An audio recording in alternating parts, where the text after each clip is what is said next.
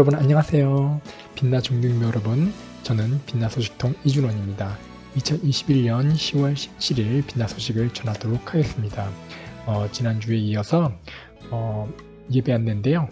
사회적 거리두기 4단계 방역수칙에 따라서 비대면 영상 예배로 드려지고 있습니다. 11월이면 거리두기 단계가 조정될 것이라고 예상되는데 여러분 함께 기도하시길 바랍니다. 대면 예배가 되기를 기도드리기 바랍니다.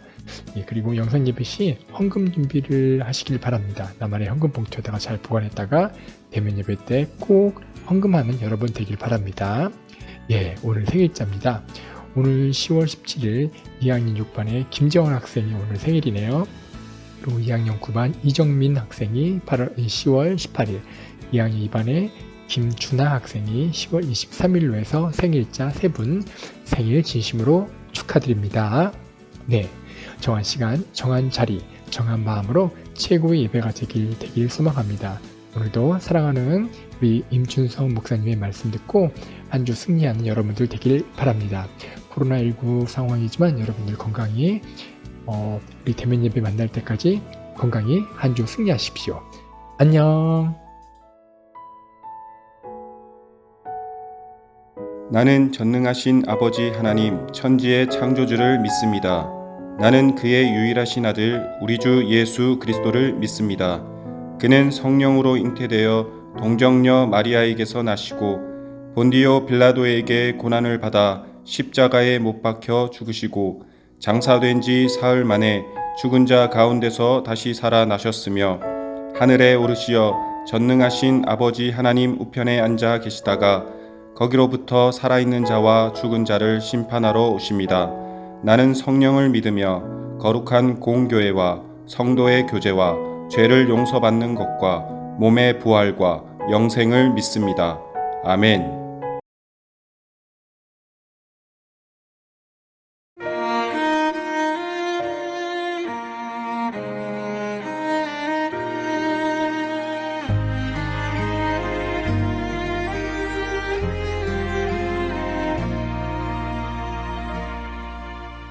나는 하나님을 예배하는 예배자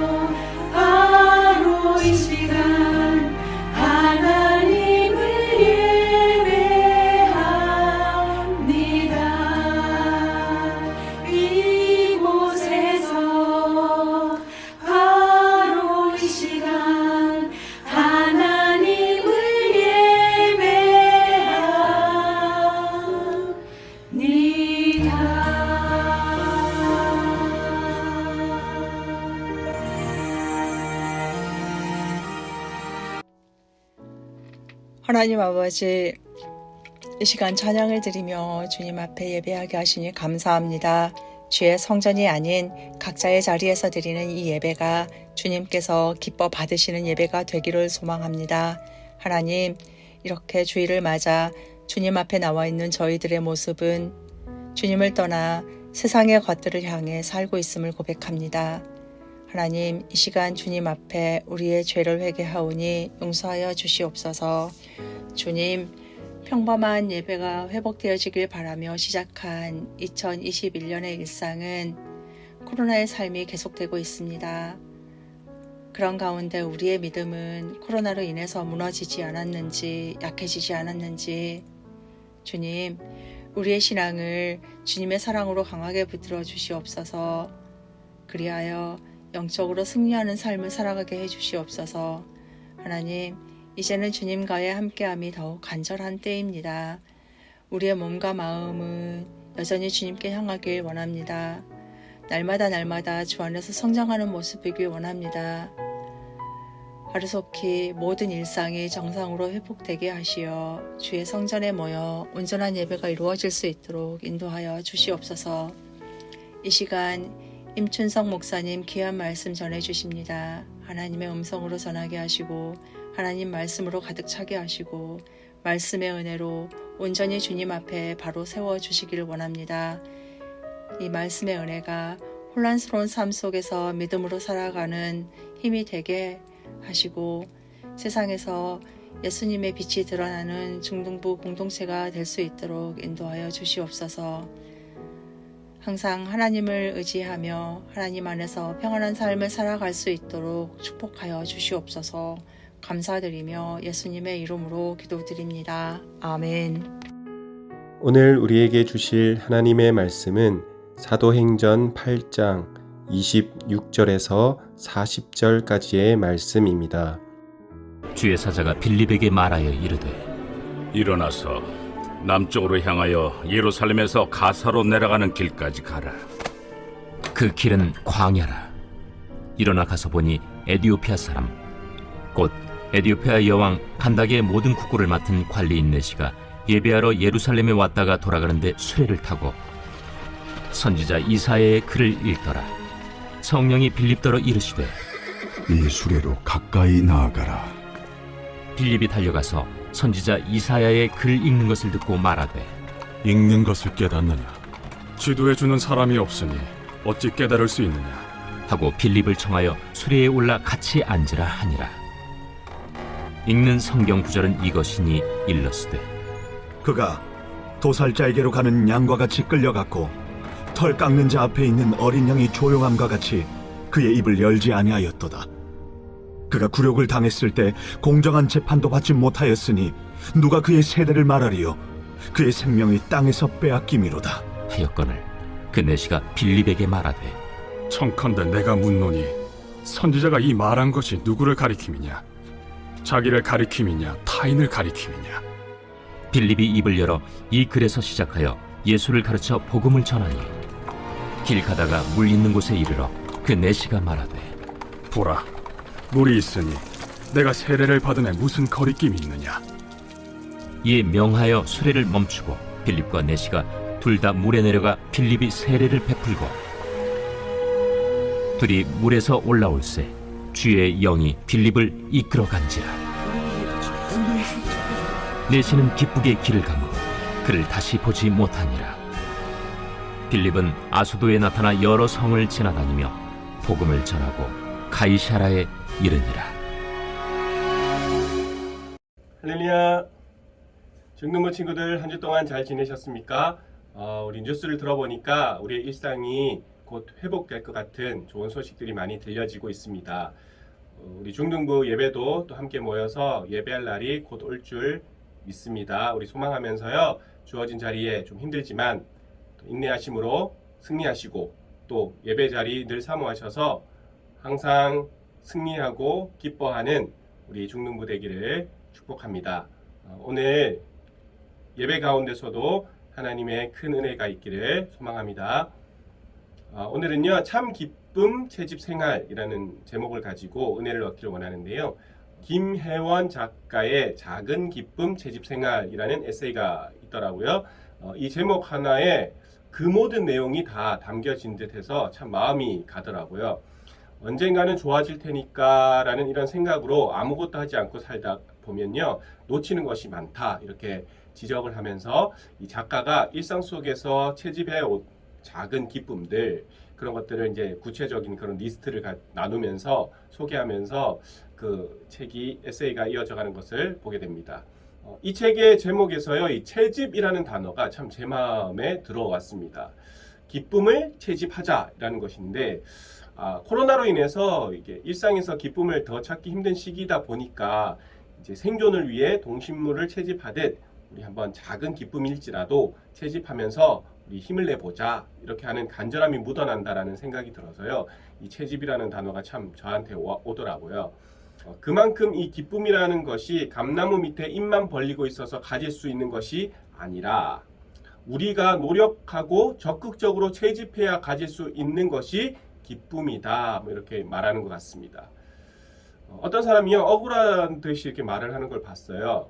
그는 이제 주어진 대로 학교 생활도 하고 받은 점수 가지고 대학에도 가고 전공 살려서 취업도 하고 뭐 이렇게 생활을 해왔어요. 그렇게 살다가 이 누구 소개로 이제 요리라는 것을 배우게 됐는데 그게 너무너무 재미있는 거예요. 인생을 사는 재미를 이제 늦게 깨달아 버린 것이죠. 그러면서 이제 지나간 중학교 생활, 고등학교 때 생활, 이런 게 막 이제 억울하다는 생각이 들었어요. 빨리 이 재미, 이 기쁨을 내가 알았다면 재미없는 중학생, 고등학생, 대학생 생활을 안 했을 텐데, 이렇게 하며 억울해하는 사람의 이야기를 들어보았습니다. 그냥 이게 목적 없이 공부했던 것, 아무 의미 없이 친구를 만나고 시간을 보냈던 것이 억울했던 모양이에요. 여러분은 어디에서 기쁨을 찾고 계십니까?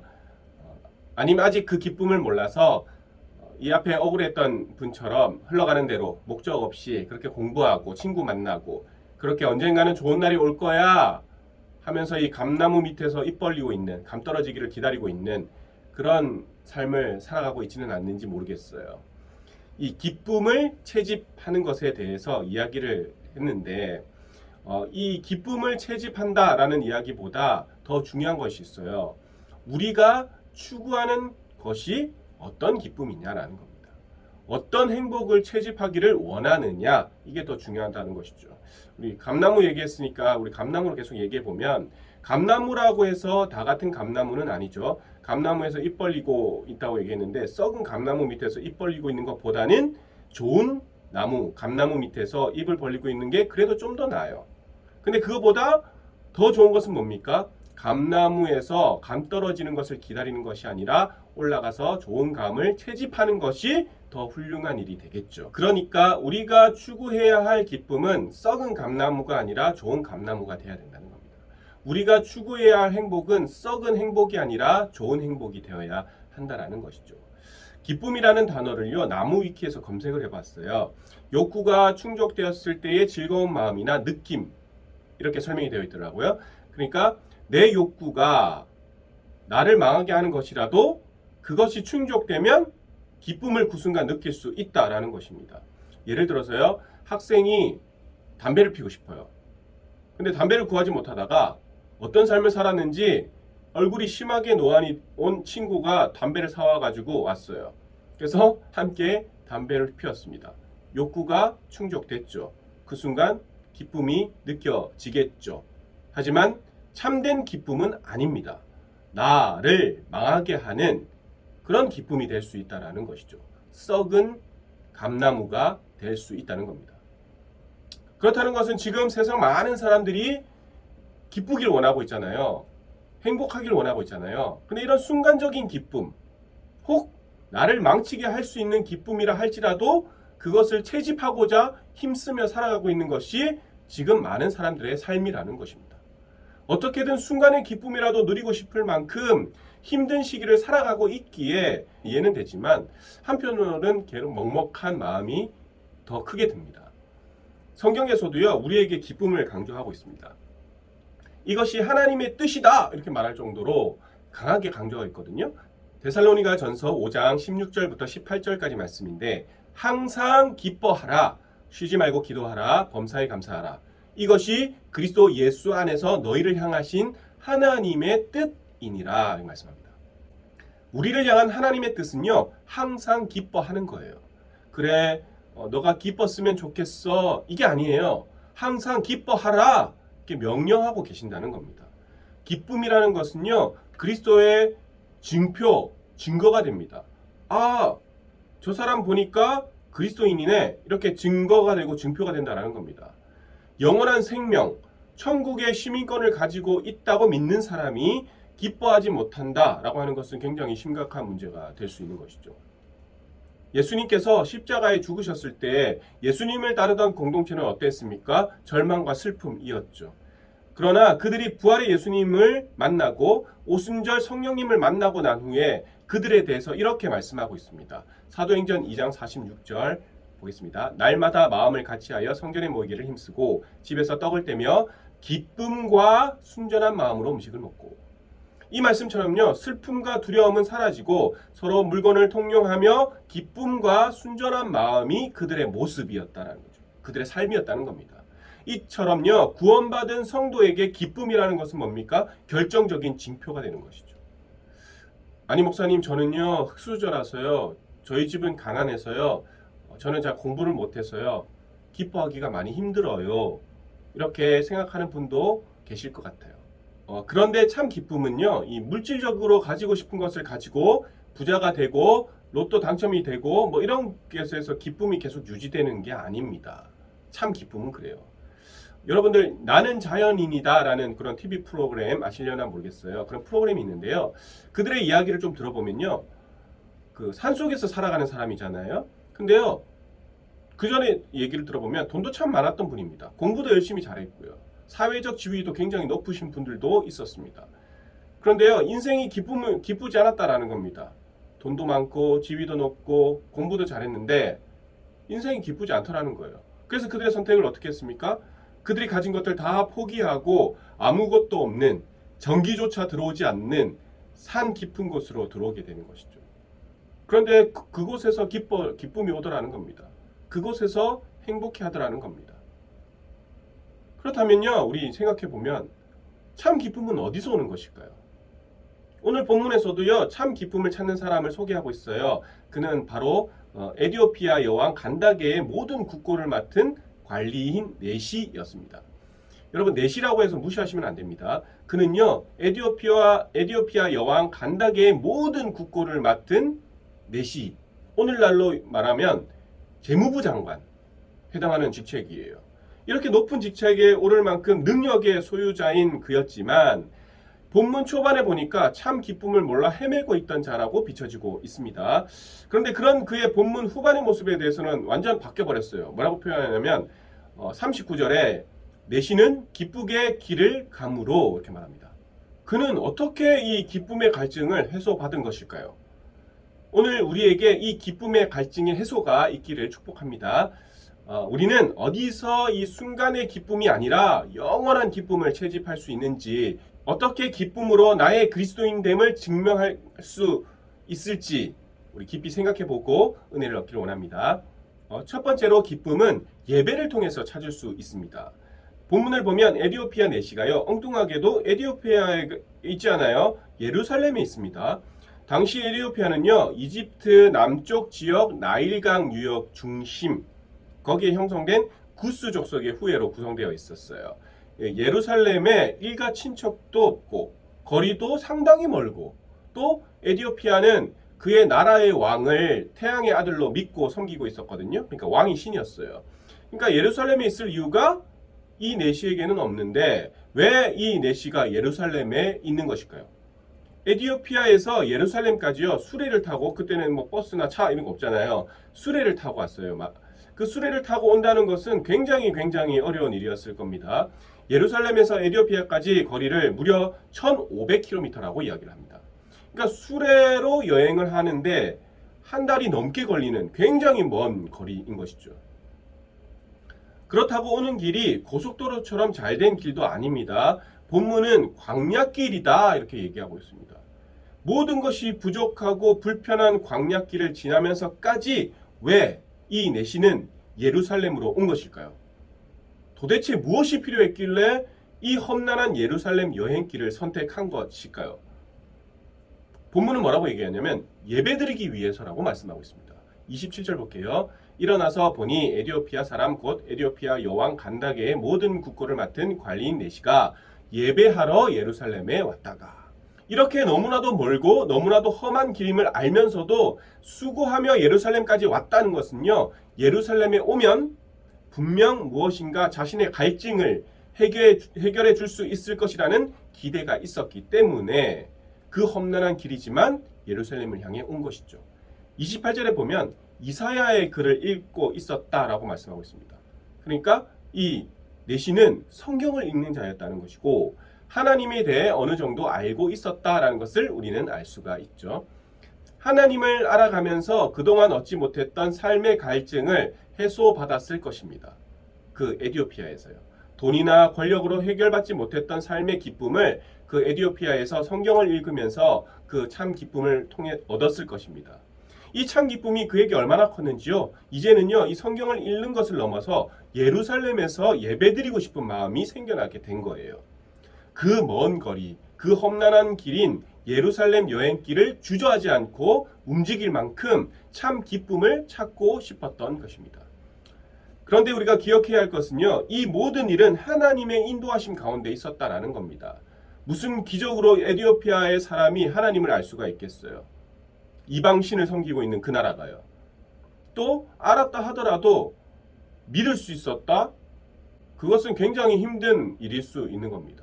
지금 여러분 주변에 있는 사람 교회도 알고 있고 예수님도 알고 있고 하나님도 알고 있잖아요. 그런데 믿지는 않잖아요. 믿는다는 것 굉장히 어려운 일이죠. 그러니까 무슨 말입니까? 이 에디오피아 넷이 하나님의 인도하심 가운데 있는 자였다라는 것을 알 수가 있습니다. 본문을 볼게요. 하나님께서 내시에게 얼마나 더 확실한 기쁨을 주시고자 했는지를 확인해 볼 수 있습니다.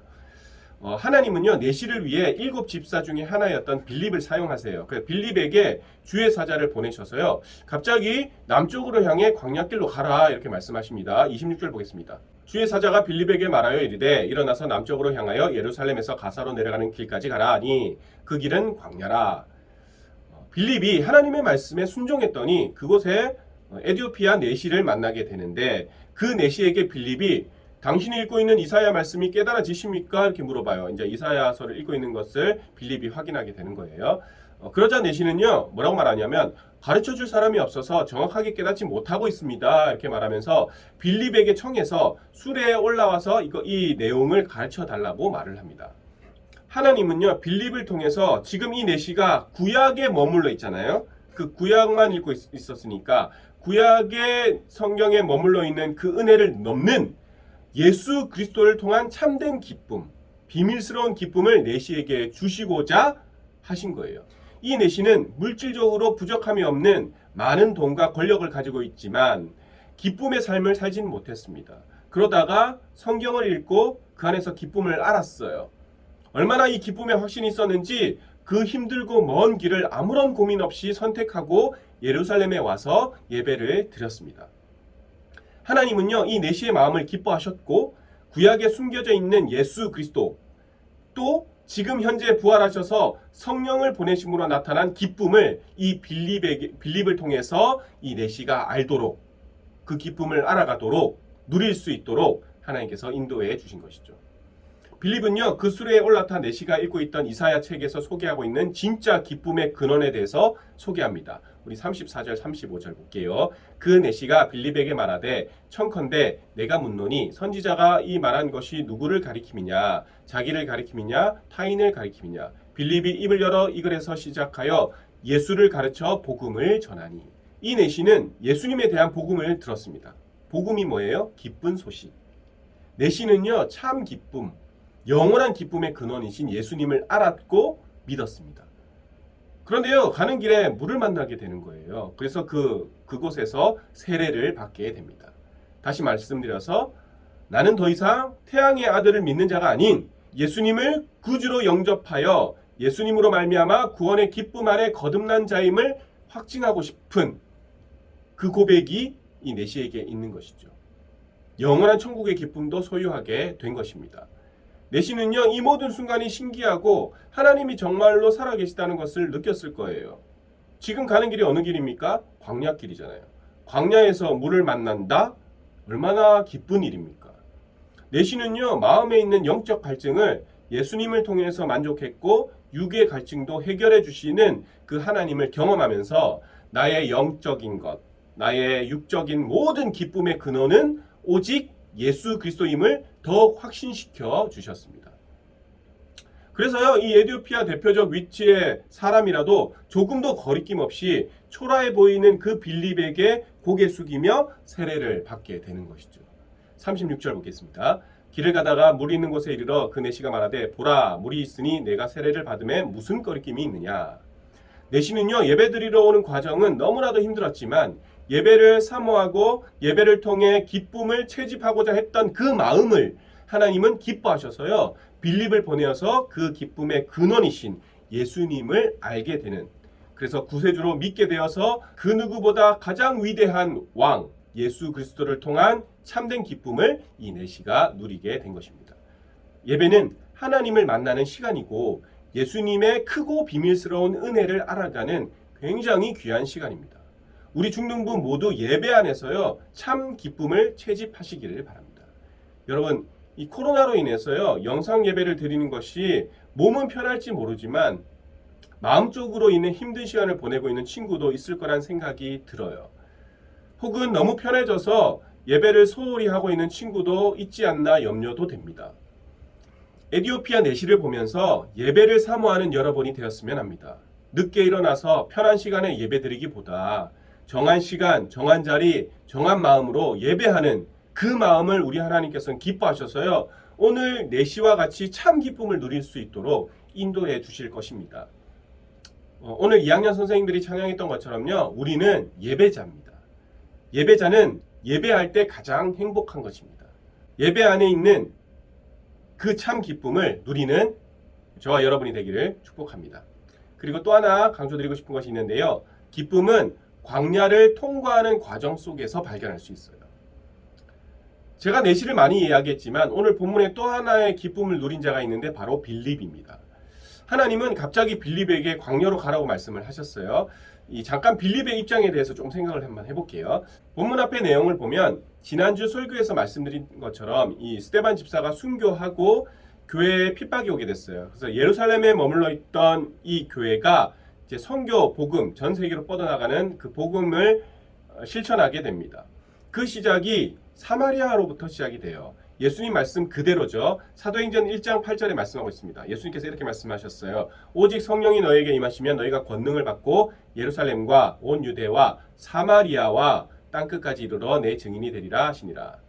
빌립은 이 사마리아 성에 가서요, 예수님의 복음을 전하고 표적도 막 보여주니까 많은 사람들이요, 빌립의 말을 따르기 시작하는 거예요. 그 상황을 이렇게 소개합니다.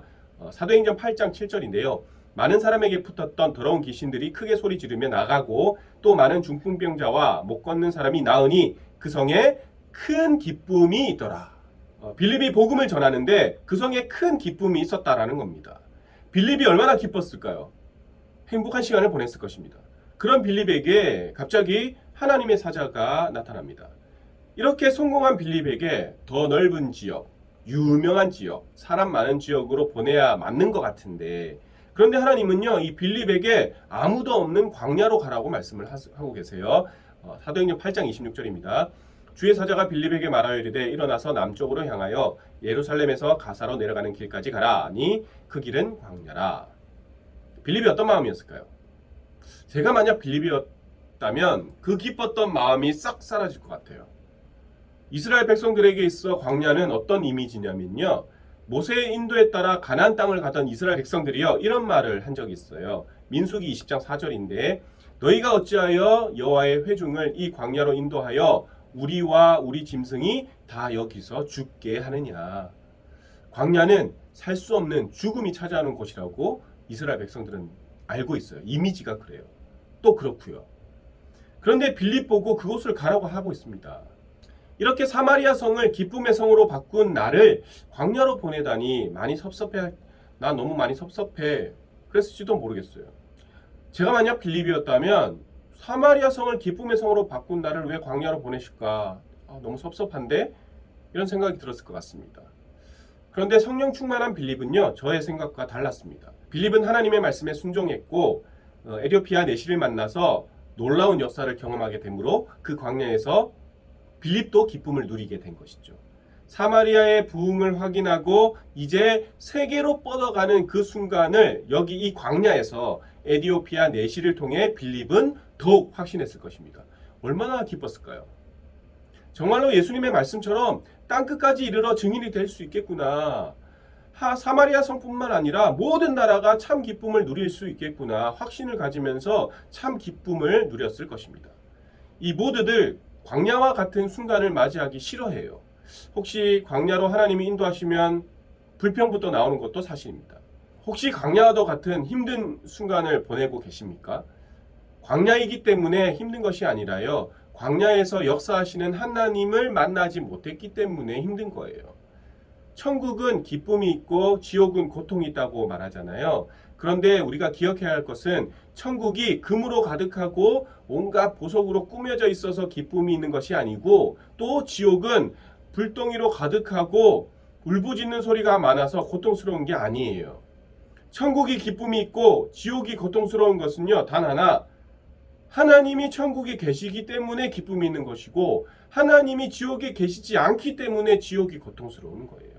하나님께서 광야에 계시면 그곳이 천국이 되는 것입니다. 세상에 그 어떤 화려하고 좋은 곳이라도요, 하나님이 계시지 않으면 지옥이 되는 겁니다.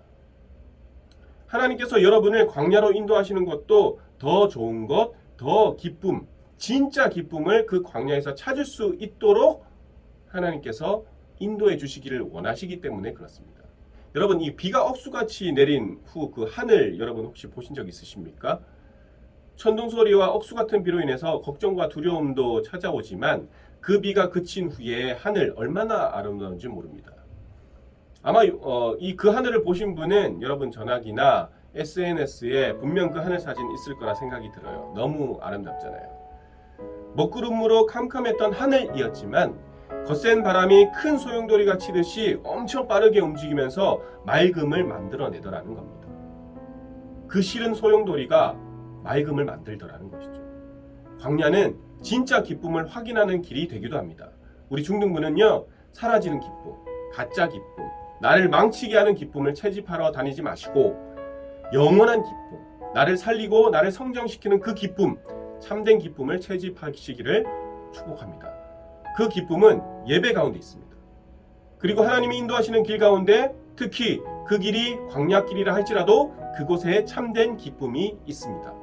우리 소망하는 마음으로 또 기도라고 하는 채집 도구를 가지고 또 감사라고 하는 채집 가방을 가지고 항상 기뻐하는 우리 중등부가 되기를 간절히 축복합니다. 기도하겠습니다. 사랑의 하나님 아버지 감사합니다. 우리 중등부를 사랑하여 주시니 감사합니다. 우리 중등부 세상에 사라지고 썩어질 그런 기쁨이 아니라 정말 하나님께서 기뻐하시고 정말 하나님을 통해 누리는 영원한 참된 기쁨을 소유하며 살아가기를 원합니다. 하나님, 지금 이 시기 기쁨을 찾는 것이 너무나도 힘든 시기를 살아가고 있습니다. 세상 사람들도 발버둥 치며 작은 기쁨이라도 누리고자 채집하고자 힘쓰며 살아가고 있는 순간이 바로 이 순간임을 압니다. 하지만 하나님, 우리 중등부는 영원한 참된 기쁨을 채집함으로 말미암아 많은 죽어가는 영혼들, 아파하는 영혼들에게 참된 기쁨을 전하며 나갈 수 있는 은혜가 있기를 소망합니다. 에디오피아 내시, 그는 성경을 통해서 하나님의 참 기쁨을 알았고 그 기쁨을 누리고자 힘든 길이지만 예배를 사모함으로 그 예배 가운데에 참 은혜를, 참 기쁨을 발견하게 되었습니다. 하나님, 우리 중등부도 예배를 사모하며 나갈 수 있도록 도와주셔서 예배 가운데 있는 진짜 기쁨, 참된 기쁨, 예수 그리스도를 통한, 성령님을 통한 기쁨이 넘쳐날 수 있도록 주님 붙들어 주시옵소서. 혹시 우리 중등부 가운데에 힘들고 아파하는 광야의 길을 걸어가고 있는 친구 있습니까? 하나님께서 붙들어 주시고 은혜를 더하여 주셔서 그곳에 숨어있는 참된 기쁨을 발견하며 나갈 수 있도록 하나님 인도하여 주시옵소서. 모든 것 주님께 의지하며 예수님의 이름으로 기도합니다. 아멘. 이제는 우리 주 예수 그리스도의 은혜와 하나님의 무한하신 사랑하심과 성령님의 교통 위로 함께 하심이 썩어지고 나를 망치는 기쁨이 아닌 영원한 기쁨, 나를 살리는 기쁨, 모든 이들을 살리게 하는 기쁨을 누리고자 결단하는 우리 중등부 머리 위에 그 삶과 학업 위에 그 가족들 위에 또 사랑하는 우리 교사 선생님들 그 삶 위에 이제로부터 영원토록 함께 있을지어다. 아멘.